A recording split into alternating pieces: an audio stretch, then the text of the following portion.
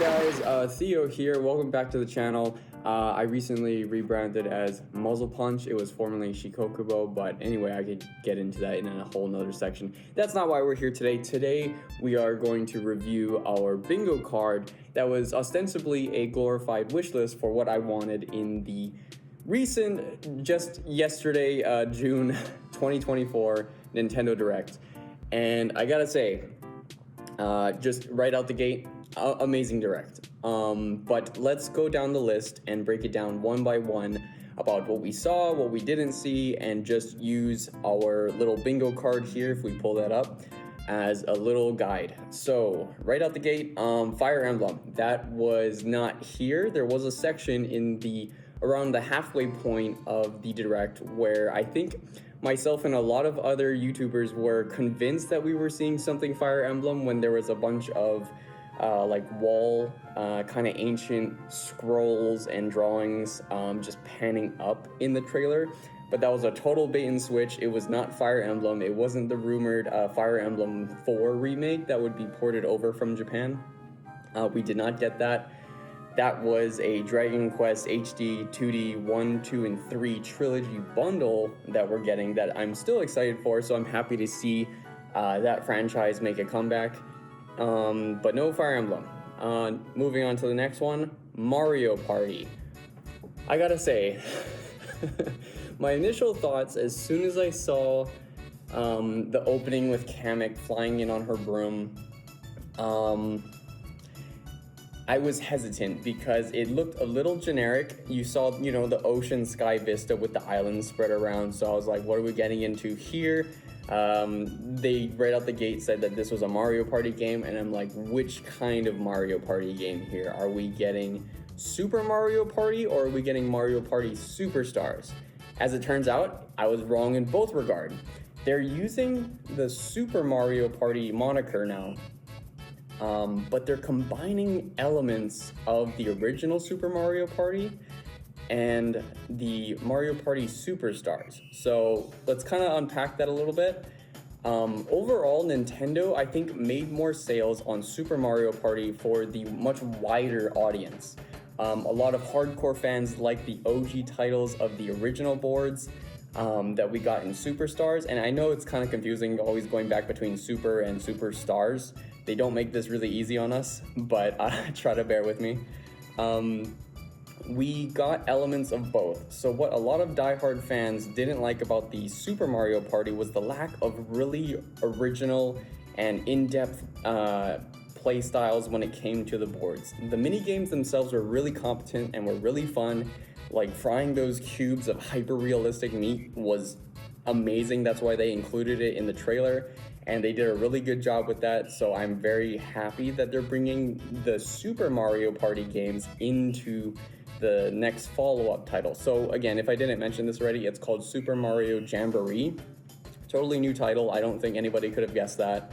But they're also giving us two original boards. We're getting one from Mario Party, one which was, I forget, correct me if I'm wrong, which was like Peach's Cloud Castle or something like that, and I love that in the first Mario Party installment on the N64. And I think from Mario Party 2, we're getting the Western board, the Western train track board, so that was really nice to see.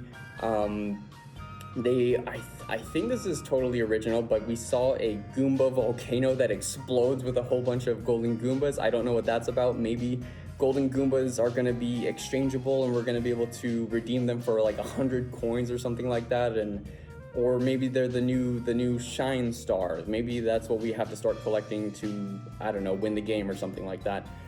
So that looks really fun. I liked seeing Plessy. I like seeing the race carts that they're trying to mix up the gameplay a lot. So I'm glad they're taking a lot of the original Mario Party that we love, but they're not just staying in their own kind of, what do you call? They're experimenting with the formula in a way that's, I feel like, not just safe, but it's fun. It's encouraging and evolving the original playstyle of the series rather than just kind of, you know, making everybody hop in a shoe and play Kumbaya and not grip each other's throats and just freaking drain the blood and life essence from each player as we try to survive and win the game. So that is, I'm glad they're bringing back that spirit of Mario Party, at least as far as we could tell from the trailer. There's even, speaking of evolving the main playstyle of the game, we're getting an online mode that's looks pretty substantial. We're getting up to 20 players. So if you think about a lot of the past Mario entries, we've only really been able to play up to 4 people, and in very limited cases, yeah, we could play online as a group of 4 people, but so many more modern games these days have Jackbox, and you can play with dozens of people on the same game. This is a very modern feature that people in 2024, heck, even since like 2015, have been able to do with their smartphones and their tablets or whatever, just using the modern internet age. So I'm glad Nintendo's kind of dipping their toe in the water here with online features and supporting this. It's not just some Mario 99 limited runtime thing. No, this is baked into Mario Party. So they can evolve this, they can expand it, and I'm just gonna add this little tidbit at the end here for capping this Mario Party soapbox here. But maybe they'll give us a little bit of DLC, expanding the boards and adding a little bit more online continuity here. I don't know what else we could get, but it seems like they're not afraid by at least starting this kind of modernization of the franchise. So that is really cool. Okay, I'm not going to talk forever about this next one, but this is Luigi's Mansion. We got a Luigi's Mansion trailer that was basically already what we knew. Nothing entirely crazy. The visuals still look about the same. I'm not going to sugarcoat this. It's a 3DS game.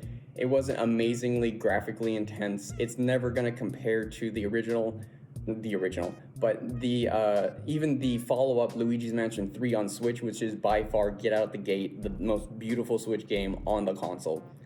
They did a spectacular job with the lighting engine, and I wish they brought that over to this, or they even shadow dropped Luigi's Mansion 1 in a similar style, but we don't have any word or confirmation, or heck, even any rumors on that, so it's very not likely. But Luigi's Mansion Dark Moon was a game that I liked the animations for and the cutscenes for a lot on the DS, the 3DS specifically.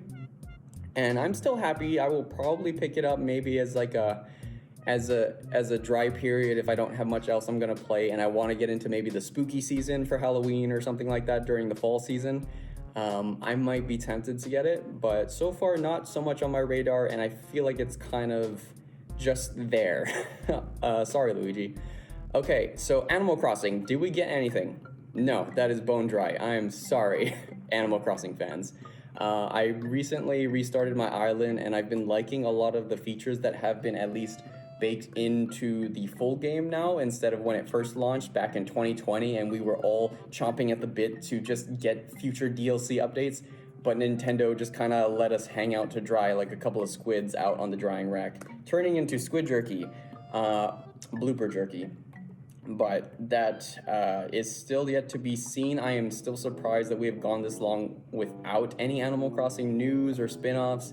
Heck, they've only supported, I think, Pocket Camp out of all the things on a mobile device more than their mainline series on their dedicated hardware. So that's kind of surprising to see, and I don't know, maybe when they wind down on Pocket Camp, we'll get more in the mainline franchise. So my hearts go out to those who love Animal Crossing.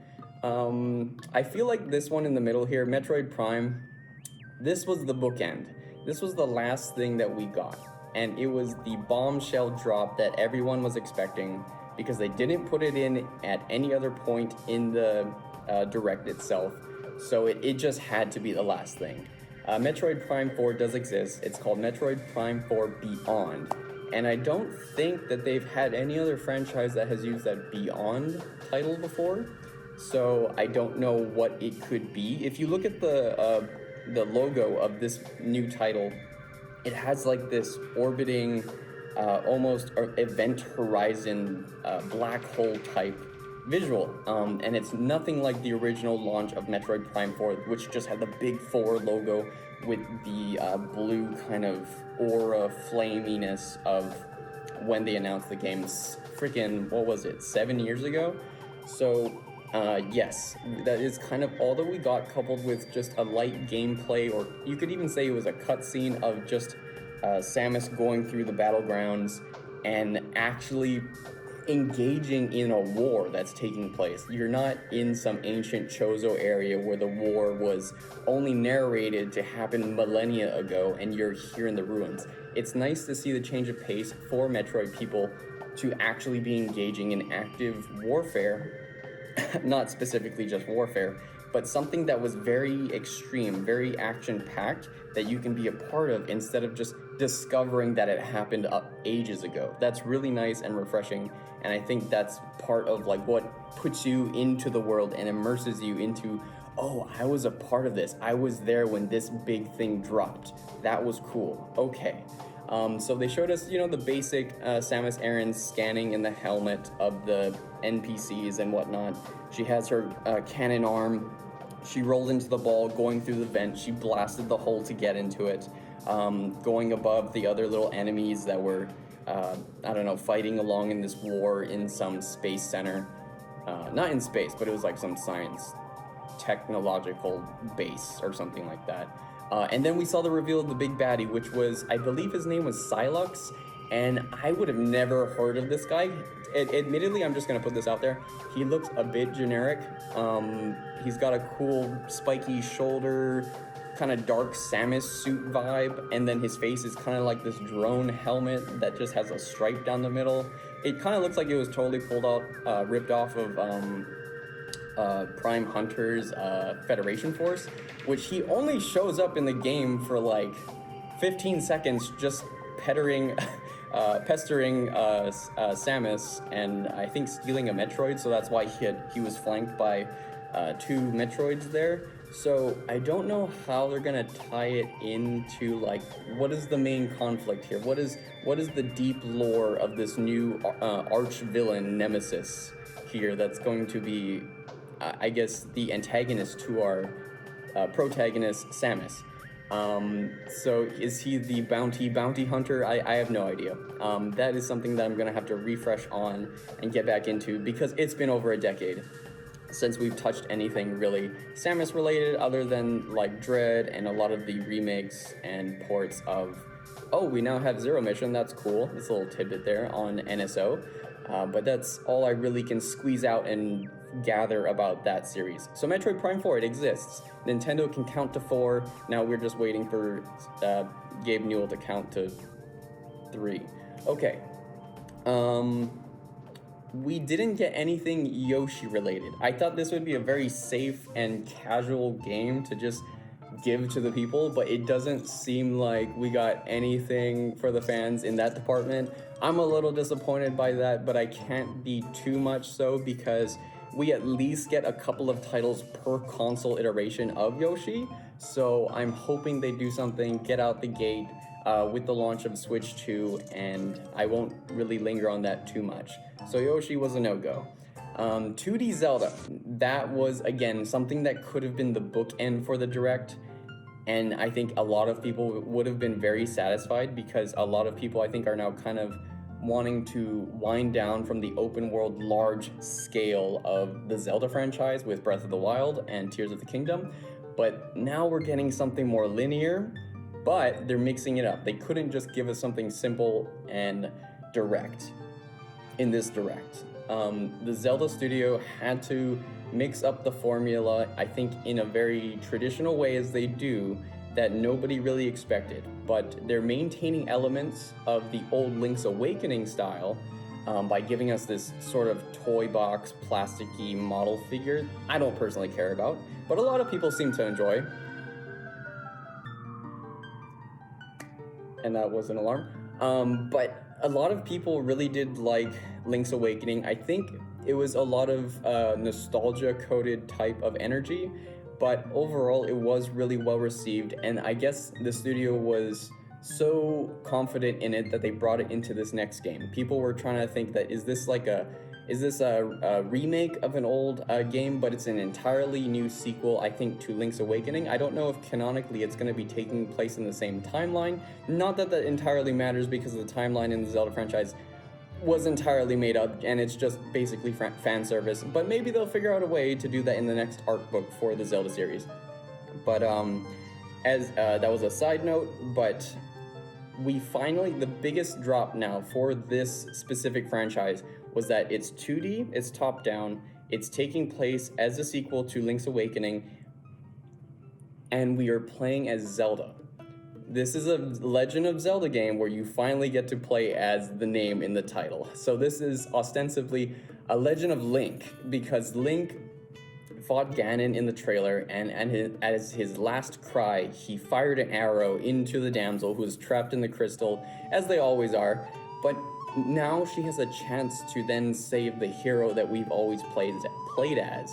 So I'm very glad that they're taking more of this effeminate role as the main character, like they did with Peach.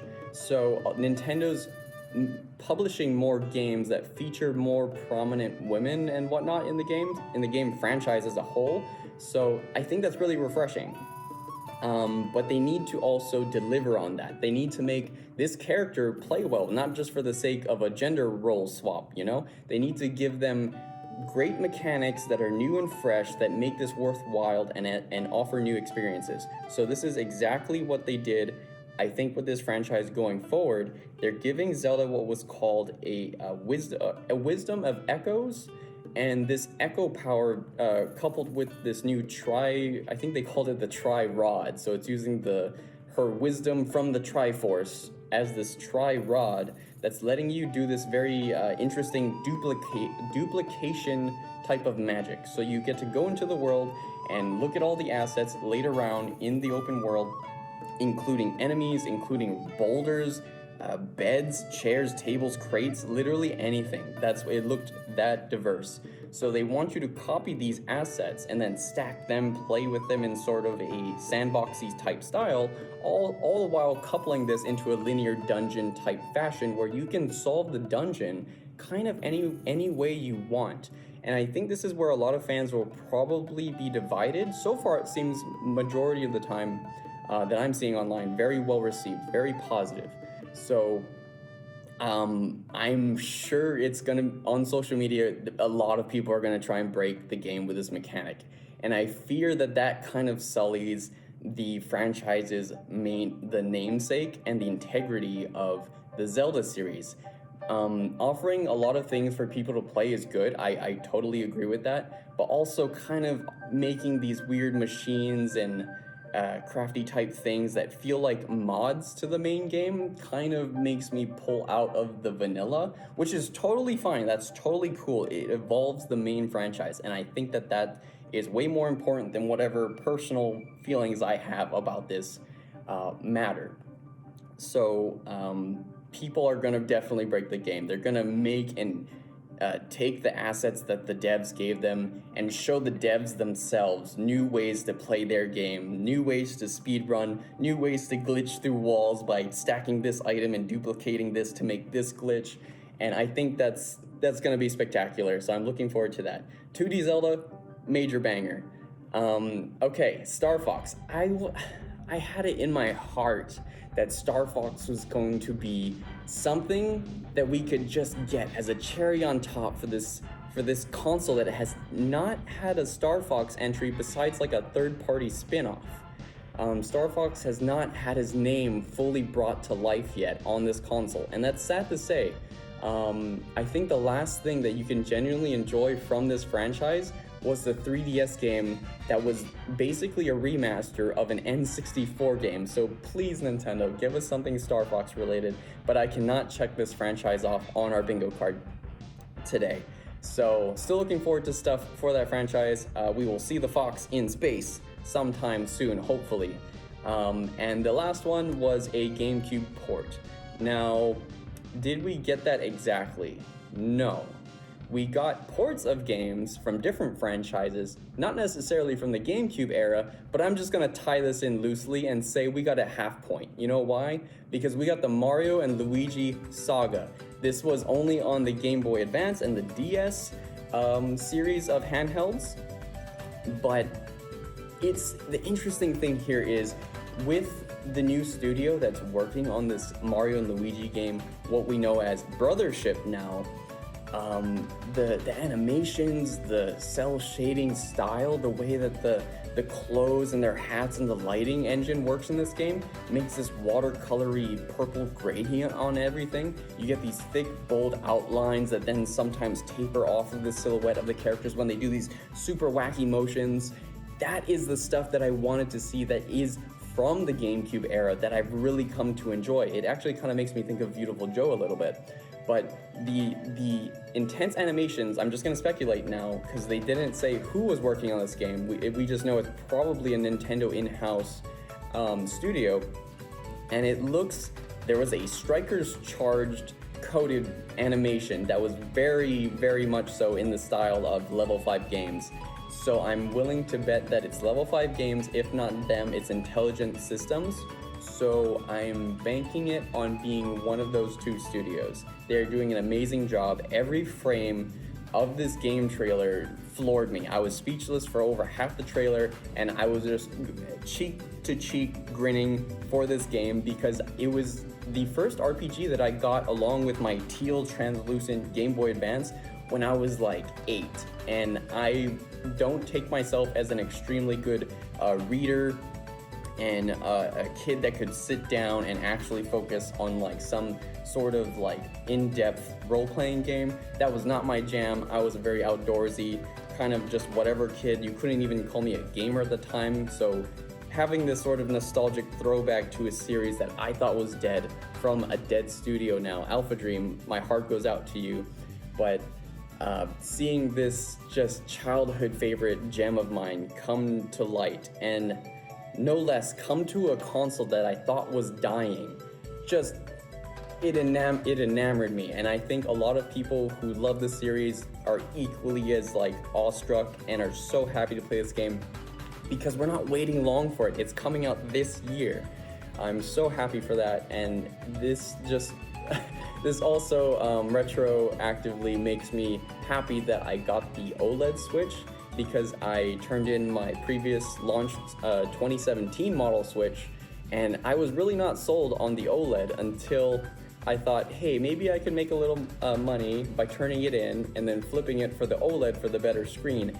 And this Mario and Luigi game with its really cool, crisp, wacky, watercolory style is gonna pop so much on the OLED, so I'm very happy for that. And I'll give myself a half point for it being in the vein of a GameCube game and the era that I've long since missed. So that kind of wraps it up for the June Direct, and I want to just quickly give it a rating. It's if not just for the amazing launch and then the ending of this Direct, 10 out of 10. I think the 11, the 12s are really close. Maybe if we got some hardware launching, but obviously they said early on there will be no new hardware. Well, technically, we got the Zelda Edition Switch Lite, which is kind of, that was a weird out of the blue thing. But yeah, I would say, you know what, 9 to 9.5 for me personally out of 10, as is. So that was awesome. What were your guys' thoughts? I'm really curious. Like, what were your review scores? Were there things that could have been included here that had a very likely chance, or do you think they're just going to be holding off on it until the next console? Maybe they're still going to be dropping things, because we still, at this point, we don't know if there are going to be other little mini directs or partner showcases from now till the launch of the next console for the fiscal year, at latest in 2025 in March. So that's all we know so far. But June Direct, this was a banger. I'm glad that they held off for almost, I think it was 6 or 7 months until this Direct to really hammer it in and give us this collection of new flavored content that was gonna hold us over until next year. So those are my thoughts. That was long-winded, and I thank you for sticking around this long. This has been Theo here on Muzzle Punch. Have a good day. Bye-bye.